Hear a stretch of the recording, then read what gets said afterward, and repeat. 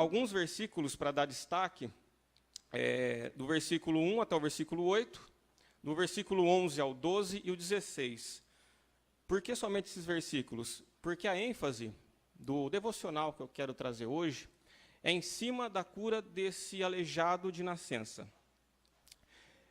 O tema da mensagem é identidade, relembrando o papel da igreja no mundo. Por que esse tema? Porque no mundo de hoje tem muitos valores, ou muitos dos valores estão distorcidos, muitos valores estão invertidos, e muitos valores se perderam com o tempo. E a igreja ela acaba não ficando fora de tudo isso que está acontecendo, porque tudo o que acontece lá fora, como diz na gíria, respinga aqui dentro. E desses valores, a gente acaba percebendo que com o tempo, ou com o passar da história, a igreja vai deixando de lado algumas coisas que a definiam. Se a gente fizer a pergunta, biblicamente falando, qual é o papel da igreja hoje? Ou qual é o verdadeiro papel da igreja conforme a Bíblia? Qual seria a resposta que vem à sua mente? Não precisa falar. E é nisso que eu gostaria de pensar esses valores, pensar esse papel da igreja do mundo. O que faz a igreja, o porquê de Deus permitir a igreja estar aqui no mundo, o que permite a Igreja Batista Regular de Vila Teixeira estar aqui. Qual é o papel dela? Na história que lemos, nós vemos uma situação, algo que para os judeus, aquilo era, a cura do aleijado era uma coisa atípica, uma coisa que eles não esperavam que poderia acontecer. Apesar daquilo ter acontecido. Tanto é que no decorrer da história, todos os judeus, todas as pessoas que estavam no templo assustaram. Algumas características do texto, eu quero passar rapidamente aqui. Era muito comum para o judeu separar todos os dias, 3 vezes por semana, um tempo de oração. Então, 3 vezes, de manhã, de tarde e de noite. Tanto é que a cena toda aqui acontece no período da oração da tarde. Uma outra característica, nessa história que nós lemos, vai falar da Porta Formosa, que o aleijado estava na Porta Formosa. Essa Porta Formosa era a porta preferida que os judeus da época gostavam de entrar no templo. Então, os judeus gostavam de entrar por essa porta no templo, para poder ir fazer as suas orações. Então, a gente pode dizer que esse aleijado ele tinha uma certa estratégia, porque, afinal de contas, se ele estivesse ali, mais gente ia passar, um número maior de pessoas passaria, e a quantidade de esmolas e ajuda que ele poderia ter era maior.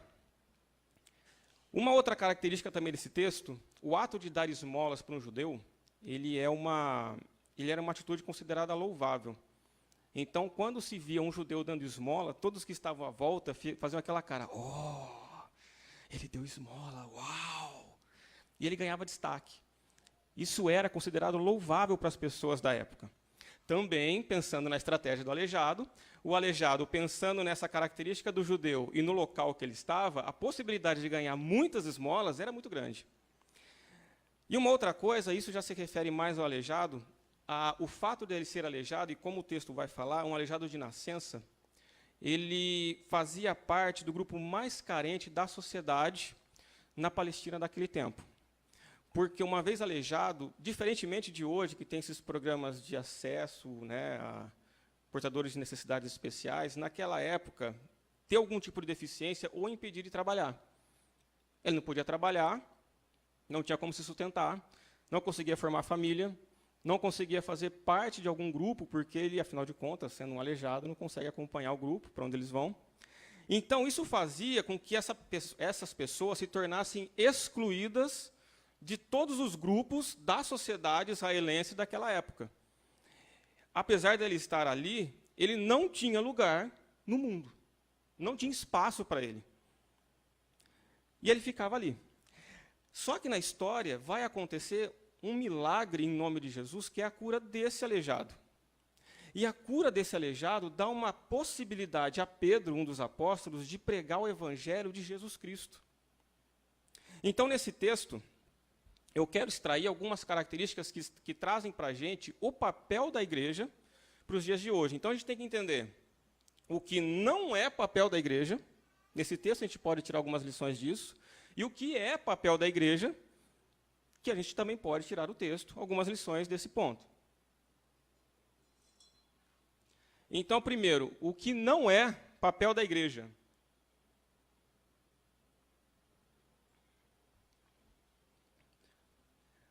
Não é papel da igreja ter ações que mantenham a pessoa, ou que mantenham uma pessoa na mesma situação.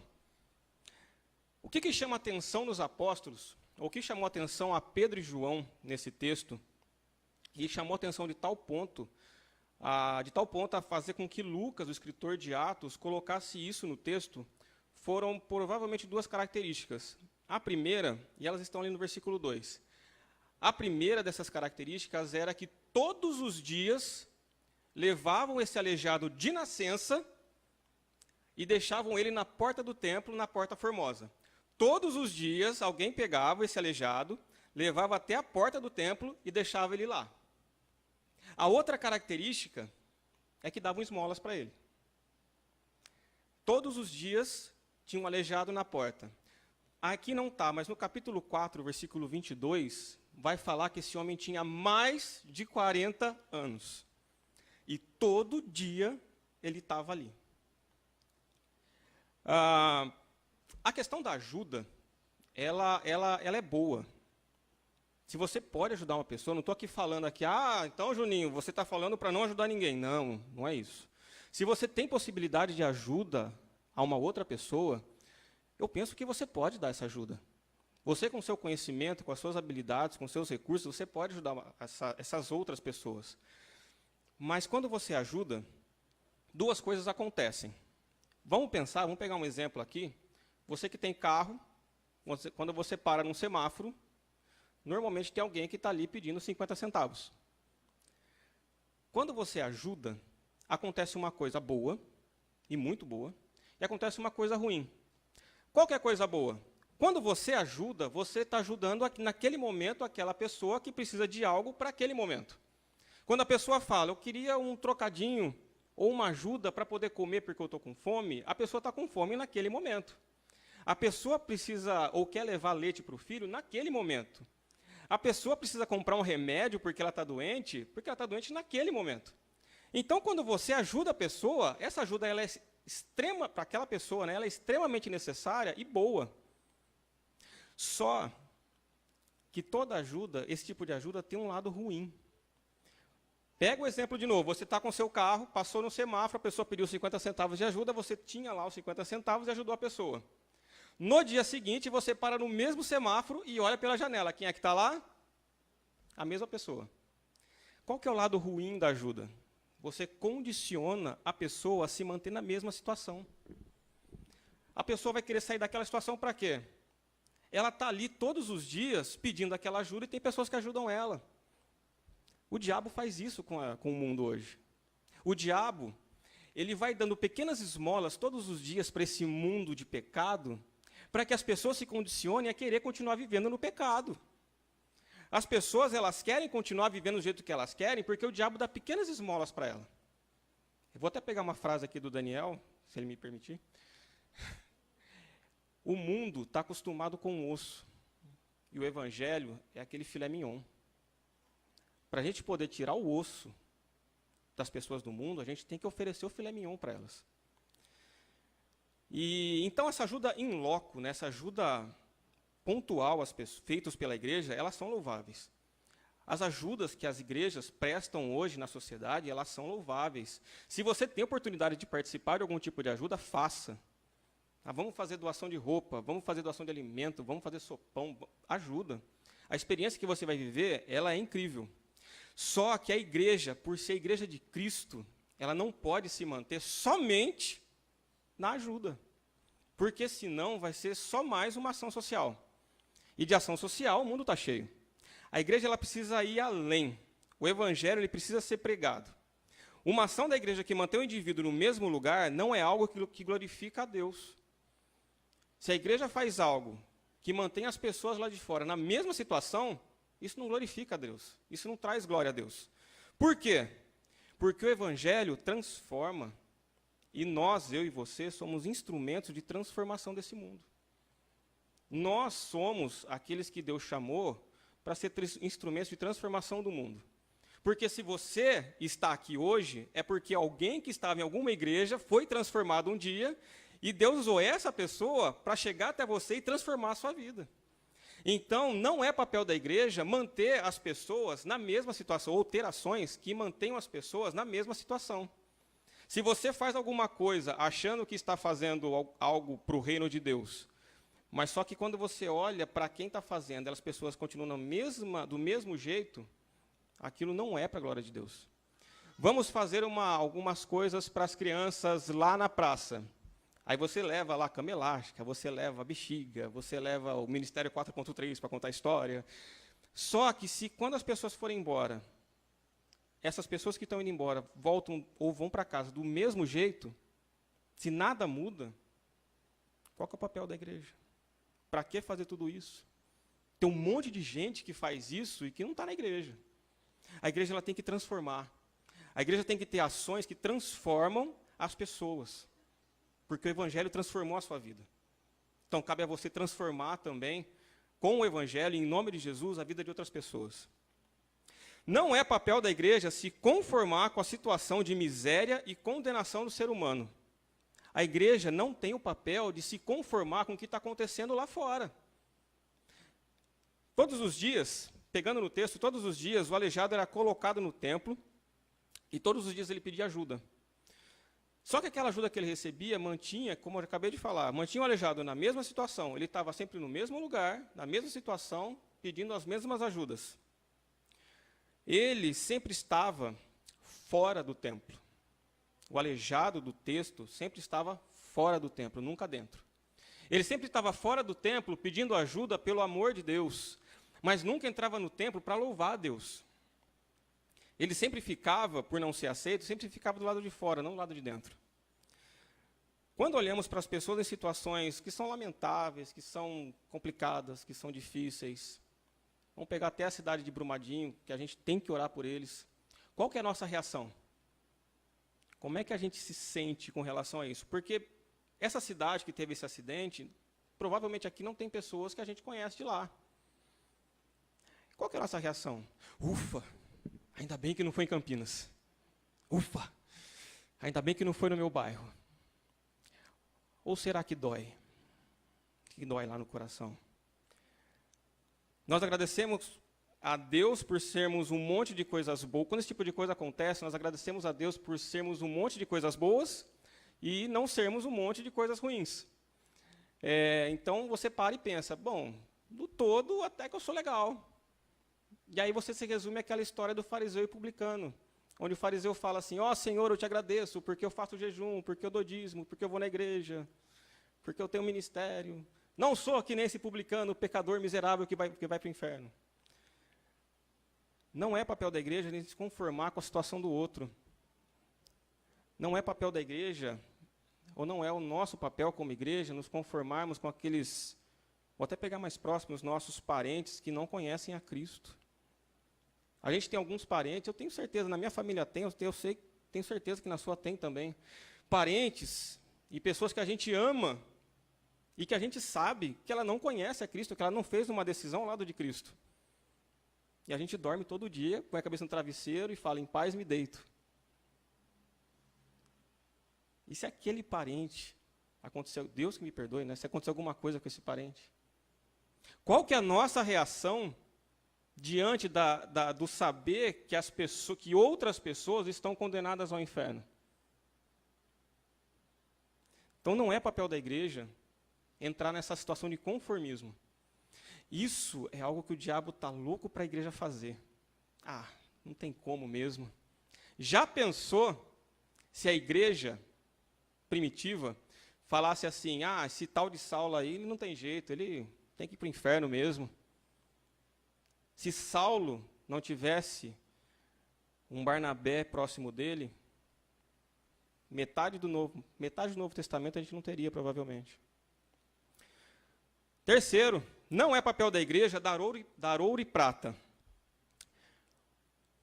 Afinal de contas, né? Os templos hoje estão cheios de pessoas buscando a Deus, reconhecendo sua vida de pecado e rebeldia com Deus e reconhecendo Jesus como seu Salvador.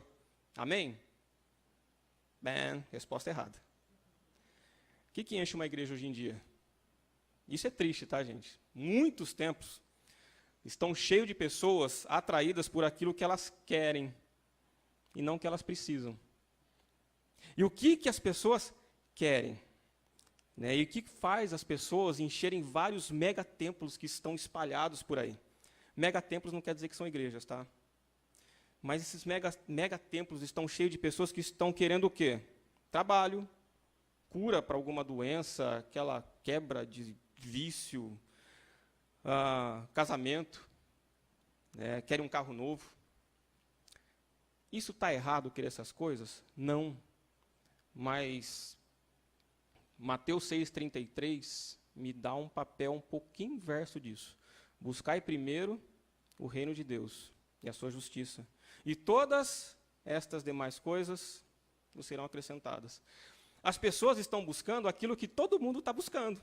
Se você busca o que todo mundo está buscando, você é mais um da massa. E vamos ser francos. As pessoas não estão buscando o reino de Deus, mas a gente tem que também ser um pouco sincero e também tirar um pouco do peso dessa mão nas pessoas. Com o passar do tempo, a gente vai entendendo e foi pregando e foi colocando nos púlpitos que a bênção de Deus está ligada a ter casa, carro, saúde, família, viagem. Quanto mais longe a viagem que a pessoa fizer, mais próximo de Deus ela está. Então, quanto maior, né, quanto mais tempo de viagem, mais próximo de Deus a pessoa está. Gente, eu fui para o Acre. Eu estou ali com Deus. O problema é que as pessoas ligaram o evangelho, ou bênçãos, a bens materiais. E então você faz aquela proporção. Quanto mais bens materiais uma pessoa tem, teoricamente, mais abençoada ela é. Só que a Bíblia não diz isso. Você pode ser abençoado, você pode ter coisa, você pode ter um carro bacana, você pode ter uma casa boa, uma família bonita, saúde, pode fazer uma viagem legal. Mas, biblicamente, não é isso que define ser abençoado. Eu vou dar só um exemplo. Do apóstolo, vamos pegar Jesus, do apóstolo Paulo. No final da vida dele, depois de tudo que ele fez, ele está preso, está sozinho, está pobre, abandonado.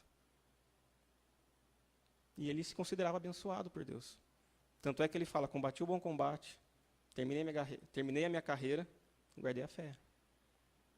O evangelho falso está sendo, mesmo que de forma bem sutil, pregado, de que bens estão diretamente ligados às bênçãos de Deus. Riqueza não é sinal de bênção de Deus. O céu, e isso a gente precisa relembrar como igreja, o céu não é lugar para rico ou para pobre. Não é lugar para gente bonita ou para gente feia. Não é lugar para quem tem muito estudo ou para quem não sabe nem ler e escrever. O céu é para todo aquele que nasceu de novo. Independente da posição ou status que você tem na sociedade. Se você não nasceu de novo, você pode ir para o inferno com todo o seu dinheiro. Não adianta tapar o sol com a peneira, gente. Você pode ter um carro zero. Comprei um carro zero. Chegou no semáforo, passou no vermelho, bateu, morreu. Aí você vai para o inferno com o carro zero. Parábola do rico e de Lázaro. Mas qual que é o problema, então? O problema é que, ao longo da história da igreja, as pessoas que começaram a se achegar para a igreja, começaram a chegar pedindo ouro e prata, que nem esse aleijado. E qual foi o erro? A igreja começou a dar. A igreja começou a dar e passou a dar ouro e prata. O que você quer? Eu queria um copo de leite, eu queria um dinheirinho para completar minha marmita, eu queria comprar aquela passagem para ir embora para casa. Isso acontece aqui na igreja. E a igreja dá. Está errado fazer isso? Não. Ajudar está errado? Não. Mas o problema é quando eu me limito a fazer isso. O papel da igreja não é dar ouro e prata. E até lembrando também do texto, Davi que escreve, se não me engano, riqueza e glória vem de ti, falando de Deus. Riqueza e glória vem de ti, tu dominas sobre tudo, na tua mão está a força e o poder, em ti está o engrandecer. A ti pertence o louvor e somente a ti eu te adorarei, Senhor, Rei meu e Deus meu. Riqueza e glória vêm de ti, não da igreja. Só que as pessoas começaram a chegar na igreja e falaram assim, eu queria isso, sendo representado por ouro e prata. E a igreja deu. Por quê? Porque parece que ao longo do tempo, dar Jesus Cristo para as pessoas se tornou algo mais difícil.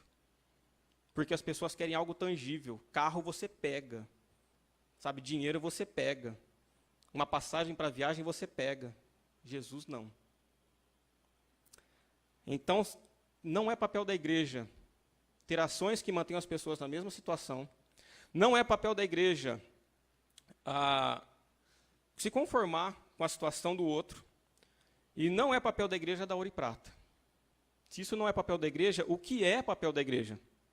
Primeiro, é papel da igreja dar uma nova vida pelo nome de Jesus.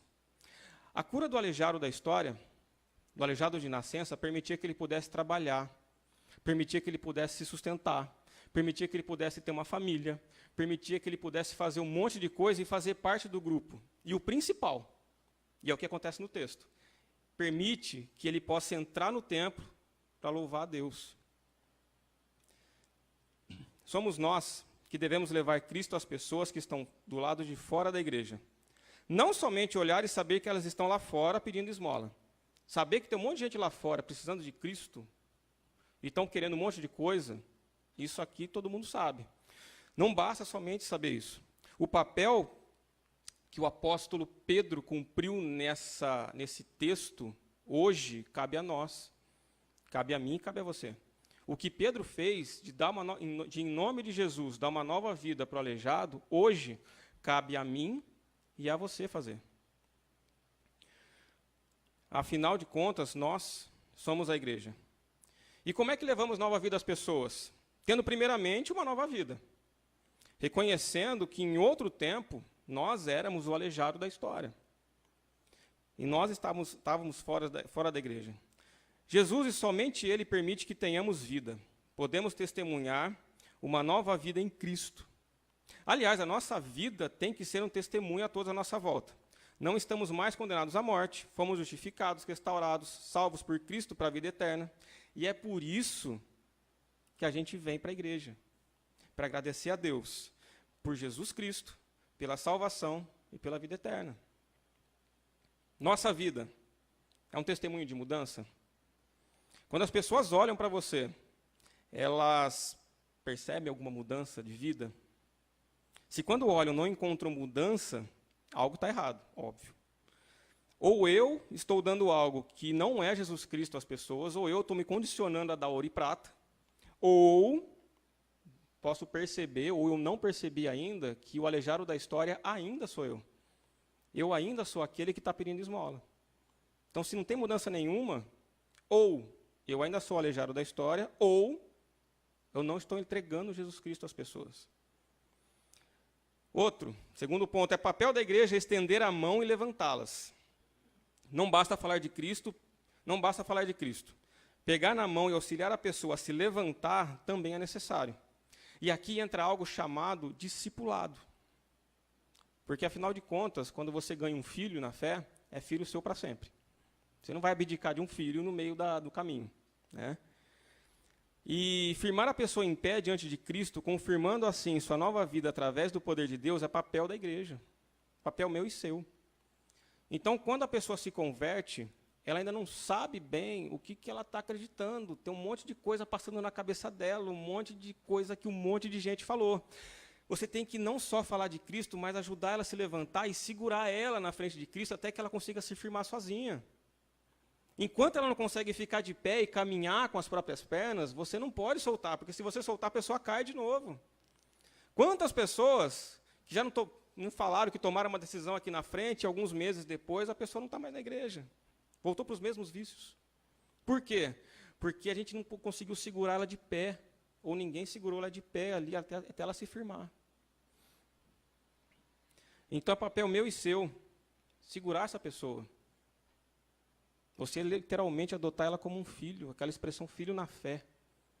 Ter essa pessoa e colocar ela diante de Deus. E até ela se firmar, você ser aquela pessoa insistente. Não, você vai mudar de vida, você vai largar esse vício, você vai mudar. e colocar ela na frente de Cristo, até ela se firmar.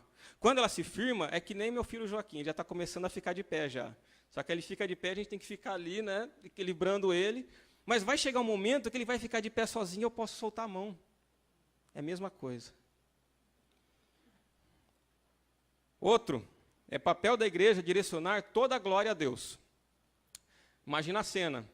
Um aleijado há 40 anos, pedindo esmola, de repente entra pela porta da igreja, do lado de Pedro e João, gritando, eu fui curado, eu estou andando, olha para mim, olha para mim. Eu não sei bem o que aconteceu, eu estava ali pedindo esmola, uma pessoa me chamou, olhei para ela e ela falou, levanta e anda. Eu levantei e estou aqui. Imagina a cara das pessoas. Depois de 40 anos, aquele homem entra pela igreja. Todo mundo ficou assustado e ficou sabendo, peraí, o que aconteceu? O que aconteceu? Olhou para Pedro e João, Pedro falou, gente, para. O que aconteceu não foi porque eu sou melhor que ninguém, não. Pedro, naquele momento, ele aproveita o momento, ele aproveita aquela situação para dar toda a glória a Deus. A gente não pode fazer algo por orgulho. Cantamos agora há pouco, porque dele, por ele, para ele são todas as coisas. O nome disso tudo, ou o mérito disso tudo, é para Deus, não para a gente. Não é você que é bom, é Deus que é misericordioso na sua vida. Você tem o que tem, você é o que você é, e toda mudança que você teve na sua vida depois que você conheceu a Cristo, foi porque Deus teve misericórdia de você e derramou a sua graça, bondade e todas as bênçãos na sua vida. Foi Deus, não você. Só que Deus dá, Deus tira. Lembra da história de Jó? Deus dá, Deus tira. Então nós temos que sempre glorificar a Deus por tudo o que está acontecendo. Nossa, como você é bom! Não, é glória a Deus. Outro, até ligado também nesse mesmo tempo, é papel da igreja aproveitar todas as oportunidades para pregar o evangelho. Todas as oportunidades que você tem de pregar o evangelho, você deve pregar o evangelho. Simples assim. Quando todas as pessoas olharam para Pedro e ficaram imaginando o que estava acontecendo, Pedro, ele dá glória a Deus, né, muda o foco e dá glória a Deus pelo que aconteceu. Só que ele, para quem fez aula de dons no ano passado, dom de evangelismo, opa, oportunidade, posso falar de Cristo. E ele aproveita e prega a respeito de Cristo para aquelas pessoas que estavam olhando com cara de pastel para ele. O que aconteceu? Pedro fala, eu vou explicar para vocês. E a mensagem que ele dá resume todo o evangelho. Depois, se você tiver curiosidade de reler o capítulo 3, você vai ver que Pedro, ele traz para todo mundo quem é Jesus. Pedro, ele traz para todo mundo como a humanidade rejeitou a Jesus, ou como os judeus rejeitaram a Jesus, porque a rejeição foi fatal para o homem, e o que é preciso fazer para mudar a situação. Não só o capítulo 3, mas todo o livro de Atos vai trazer textos e contextos a respeito disso. Pedro tinha um público e aproveitou isso, pois é para isso que os milagres acontecem. A gente ouve, né, de alguns milagres, né, aconteceu um milagre, né, que o surdo falou, o cego ouviu, né, essas coisas. Para que acontece o milagre? O milagre acontece para quê? Não viva, melhor, o milagre ele acontece para que o nome de Cristo seja manifesto a todos, em todo tempo e em todo lugar. Não viva pelo milagre e não se limite ao milagre, mas aproveite para engrandecer aquele que opera todos os milagres. Quinto e último, é papel da igreja viver uma vida pela fé. A cura total do homem só foi possível devido à fé em Jesus Cristo. Muitas pessoas ouviram do evangelho nesse dia também. A igreja precisa dar passos de fé mais largos a cada dia em busca de pessoas que estão do lado de fora da igreja. E passos de fé para a proclamação do evangelho. Muitas igrejas, ao longo do tempo, têm perdido a fé na ação de Deus. Sabe aquela igreja que vai se racionalizando, vai ficando racional. Aquela igreja que não consegue ter fé para imaginar que 2 mais 2 pode não ser 4. Sabe, uma fé racional, aquela 2 mais 2 é 4. E aquela fé em Deus mesmo, aquela fé viva, é aquela fé que fala assim, puxa, 2 mais 2 pode ser 5. Tem a história dos 5 pães e 2 peixes. Quantas pessoas alimentaram? Matematicamente, era impossível alimentar toda aquela multidão com 5 pães e 2 peixes. E Jesus, ele faz isso 2 vezes. Ele faz algo que matematicamente é impossível. Mas, na história, talvez, muitas igrejas tenham perdido a sua fé em Deus. Têm perdido a fé na ação de Deus. E é por isso que Jesus ele fala em Lucas, capítulo 18, versículo 8. Contudo, quando vier o Filho do Homem, encontrará fé na terra? É preciso ter fé para agir diferentemente do que todo mundo prega. É ir na contramão da sociedade. Se a sociedade fala para ir para cá, você vai para cá, você é dos contra. E com esse passo de fé, milagres podem acontecer ao nosso redor. Quando você anda pela fé, milagres podem acontecer. E qual milagre que pode acontecer? Ou qual o maior milagre pode acontecer? A salvação de pessoas. Você estende a mão para uma pessoa levando Jesus, o milagre da salvação acontece. Outras pessoas percebem essa mudança e aí você estende a mão para essas pessoas, para essas outras pessoas, levando também Jesus a ela, e novamente o milagre da salvação acontece. E o ciclo não termina nunca. Se a igreja existe, como tem existido nos últimos 2000 anos, é por causa disso.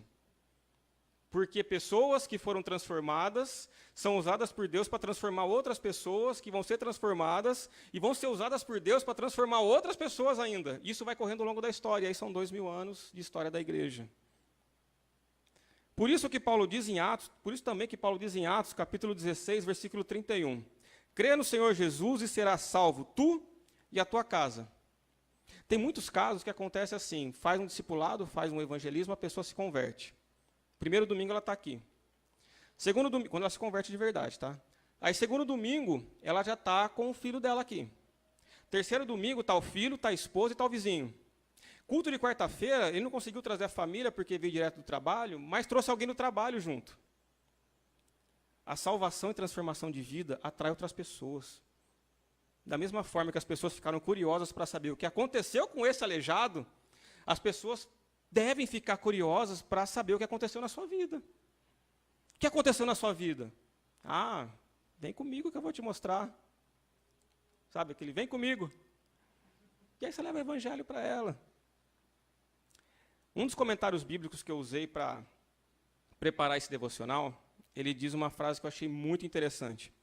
A igreja cristã precisa ter fé no nome de Jesus, a fim de experimentar no presente século milagres que a ajudarão a dar testemunho de Jesus, o autor da vida. Então, concluindo, qual que é o principal papel da igreja hoje? Viver pela fé. Não para termos coisas, mas para proclamar de Cristo aos 4 cantos. Existem ainda muitos aleijados fora da igreja. Em outro tempo, o aleijado éramos eu e você, que fomos curados para a salvação em Cristo por alguém que compartilhou do Senhor Jesus conosco. Agora é tempo de fazermos o mesmo. O mês de janeiro, ele já acabou. Ele já passou, mas ainda dá tempo de rever as nossas prioridades para esse ano. Eu quero estar mais perto de coisas, ou eu quero conquistar mais coisas, ou eu quero conquistar mais pessoas. Eu quero buscar mais coisas, ou buscar mais pessoas para a salvação em Cristo. Sempre há vagas para todos os que querem viver uma vida de fé, para proclamar sobre o nosso Salvador Jesus Cristo. E será nesse momento que veremos e viveremos grandes milagres aqui na igreja. Que Deus nos abençoe, que Deus te abençoe. Vamos orar para encerrar o culto, e eu vou orar. Senhor, muito obrigado pelo dia de hoje, muito obrigado por todos os que estão aqui, muito obrigado por esse momento. Que a Tua palavra, Pai, fale aos corações de cada um que está aqui, assim como o Senhor falou comigo. Que a gente possa entender e relembrar quais são os papéis da igreja e tudo aquilo que não é papel da igreja. Tudo que não for papel da igreja, que a gente possa, de uma forma sábia e da forma como o Senhor direcionar, nos desfazer disso. E aquilo que for papel da igreja, que a gente possa relembrar e trazer aquilo de volta para cá. Nos usa, Pai, como instrumentos para proclamar Jesus Cristo às pessoas que ainda estão lá fora, para que elas possam Te conhecer. E Te conhecendo, serem curadas, serem salvas, serem transformadas e que elas possam ter uma nova vida. Não mais condicionadas ao pecado, mas fazendo parte da família de Deus. Que o Teu reino se expanda, prevaleça e que teu nome seja engrandecido em todo momento. Nos guarda, Pai, agora na volta para nossa casa, e muito obrigado, porque o Senhor tem cuidado de nós, tem nos abençoado. Em nome de Jesus. Amém. Que Deus abençoe a todos. Uma boa noite.